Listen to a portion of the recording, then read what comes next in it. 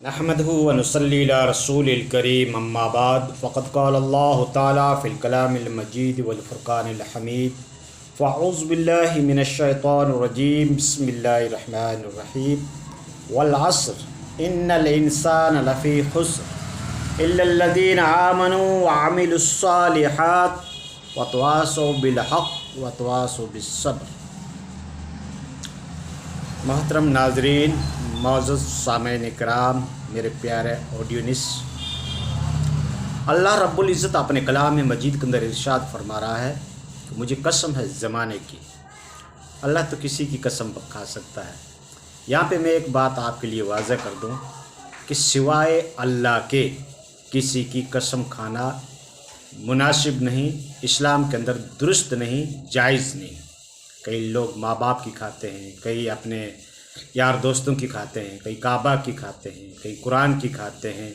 بہرحال مختلف قسمیں جو ماحول اور معاشرے کے اندر ایک پاپولر ہو چکی ہے، ایسی قسمیں کھانا جائز نہیں ہے از روئے شریعت۔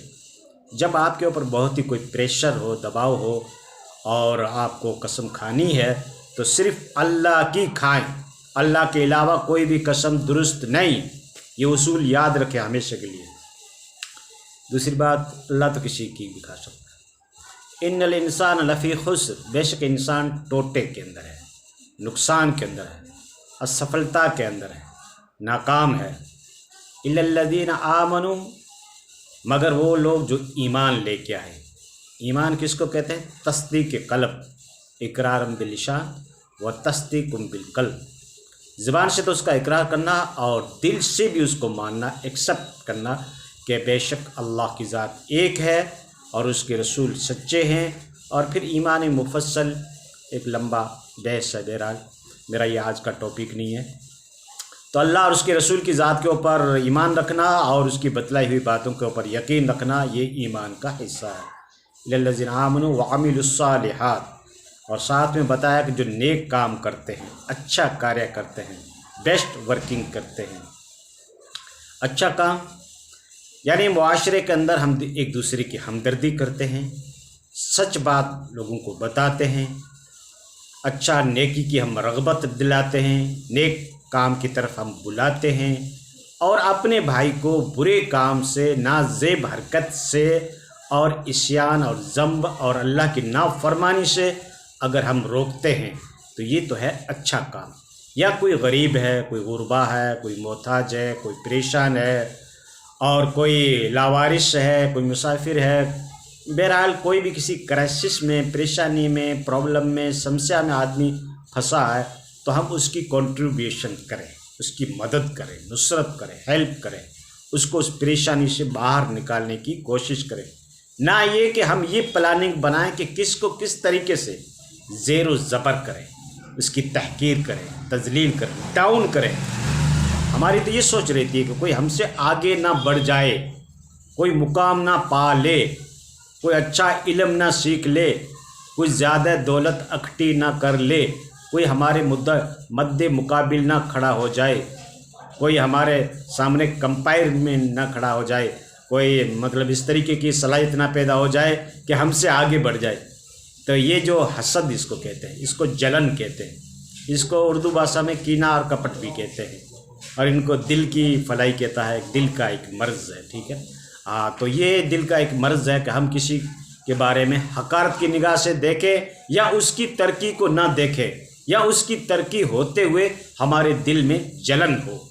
تو یہ سب سے بڑا مرض ہے، مہلک امراض اس کو کہا جائے گا۔ جس طریقے سے ایک شوگر کی بیماری ہوتی ہے، لگ جاتی ہے تو پیچھا نہیں چھوڑتی ہے، دنیا میں اس کی کوئی میڈیسن نہیں ہے۔ ہاں ضرور کنٹرول کر سکتے ہیں لیکن پیچھا نہیں چھڑا سکتے۔ ٹھیک اسی طریقے سے حسد کی بیماری ہے کہ آدمی کو اندر اندر سے کھوکھلا بنا دیتی ہے۔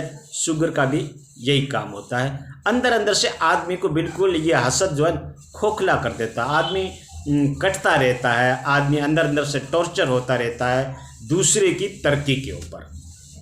تو عمل کرو تو نیک عمل کرو، اور نیکی کی طرف اپنے بھائی کو بلاؤ، نیکی کی دعوت دو۔ اگر کوئی بھائی کامیاب ہوتا ہے نیک کام کے اندر، یا پھر دولت کے اندر، یا مرتبے کے اندر، یا عزت کے اندر اگر کوئی بڑھوتری حاصل کرتا ہے تو خوش ہونا چاہیے کہ ہمارا بھائی آج اس ترقی کے مقام کو چھو لے رہا ہے، اس کے اوپر خوشی ہونی چاہیے اپنے کو، ٹھیک۔ خصوصاً ہمارے علاقے میں یہ کوٹ کوٹ کے حسد کی بیماری بھر دی گئی ہے، اس سے دوستو بچنا چاہیے، بہت بڑی بیماری ہے اس کو، حسد۔ من شر حاسد اذا حسد وعملوا الصالحات وتواصوا بالحق وتواصوا بالصبر۔ جو حق کو مضبوطی کے ساتھ پکڑتے ہیں اور جو صبر کے ساتھ رہتے ہیں، تو اللہ تعالیٰ ان کی تعریف بیان کر رہا ہے کہ یہ مومن ہو سکتے ہیں جو حق بات جابر اور ظالم اور اپنے سے بڑا پد رکھنے والے کے ساتھ حق بات کہتے ہیں، وہ سمجھو مومن کی نشانی بتائی گئی ہے۔ حق بات کو چھپاؤ مت۔ اگر آپ علم جانتے ہیں اور آپ کسی سے مرغوب ہو کر آپ کے صدر سے یا آپ کے متولی سے یا آپ کے محتمم سے یا آپ کا کوئی بھی آپ کو پریزیڈنٹ ہے، آپ کا صدر ہے، ادھیکش ہے، اس سے مرغوب ہو کر آپ حق بات بتاتے نہیں کہ ہو سکتا ہے کہ ان کو الرجی ہوگی، تکلیف ہوگی، اس لیے آپ حق کو چھپا رہے، تو یہ کتمان علم کہلائے گا، اور قیامت کے دن ایسے آدمی کو آگ کی لگام پہنائی جائے گی۔ تو حق بات اگر آپ کے پاس ہے، آپ نالج رکھتے ہیں، سچائی اور ریئلٹی آپ کے پاس ہے، تو آپ اس کو اوپن کرتے ہیں، ٹھیک ہے، بتا دیں، اگلے کو مانے یا نہ مانے یہ اگلے کا فرض ہے، بتانا آپ کا فرض ہے۔ امر بالمعروف و نہی عن المنکر اس کو کہا جاتا ہے۔ اور تقویٰ کی تعریف ابن عمر نے یہی بیان کی ہے۔ تقویٰ جس کو کہتے ہیں نا، کیا اللہ کے نزدیک تو متقی کی عزت ہے، ان اکرمکم عند اللہ اتقاکم، جو قرآن میں کہا ہے کہ اللہ تعالیٰ تمہارے حسب نسب کو نہیں دیکھتا، تمہاری بہادری کو نہیں دیکھتا، تمہاری شکل صورت کو نہیں دیکھتا، تمہارے خاندان اور کنبے کو نہیں دیکھتا، تم کس جماعت میں، یہ نہیں دیکھتا۔ اللہ تو متقی کو پسند کرتا ہے، اور اللہ کے نزدیک ان لوگوں کی عزت ہے جو تقویٰ اختیار کرتے ہیں۔ اور تقویٰ کس کو کہتے ہیں؟ نیکی کا حکم دینا اور برائی سے آدمی کو منع کرنا۔ وتواصوا بالحق وتواصوا بالصبر، اور صبر جو چیز ہے دوستو بہت بڑی چیز ہے، بہت اس کا پھل میٹھا ہے۔ جذبات میں آ کر، اتےجت ہو کر، غصے کو لا کر اگر انسان کوئی قدم اٹھا دیتا ہے تو بعد میں وہ زندگی بھر پچھتاتا ہے، کاش کہ میں ایسا نہیں کرتا۔ اگر تھوڑی دیر کے لیے انسان صبر کر لے تو اس میں کوئی اہانت نہیں ہوتی ہے تمہاری، اس میں تمہاری کوئی انسلٹ نہیں ہوتی ہے، اس میں تمہاری کوئی بزدلی نہیں ہے۔ صبر تو قرآن سکھا رہا ہے، تو تم کم سے کم قرآن کو تو دیکھو، اللہ کی طاقت کو تو دیکھو کہ ٹھیک ہے میں تو کچھ بھی کر سکتا تھا، لیکن اللہ نے مجھے صبر کے لیے کہا تو میں صبر ہی کرتا ہوں۔ اور انشاءاللہ اگر آپ صبر کرو گے تو آپ بڑے سے بڑے مصائب سے پھنس جاؤ گے، جو بڑے کمپلیکیٹڈ کیسز ہوتے ہیں، عدالتوں میں چکر مارنے پڑتے ہیں، اس سے بھی آپ بچ جاؤ گے اگر آپ صبر سے کام لیتے ہو تو۔ اور ساری بیماریاں جو حسد کی ہے اس سے بھی آپ بچ سکتے ہو اگر آپ نے نفس کے اوپر آپ صبر کر لیتے ہو تو۔ ٹھیک دوستو، مجھے امید ہے اللہ سے کہ اللہ تعالیٰ ہمیں ان باتوں کے اوپر عمل کرنے کی ہمیں توفیق عطا کرے گا۔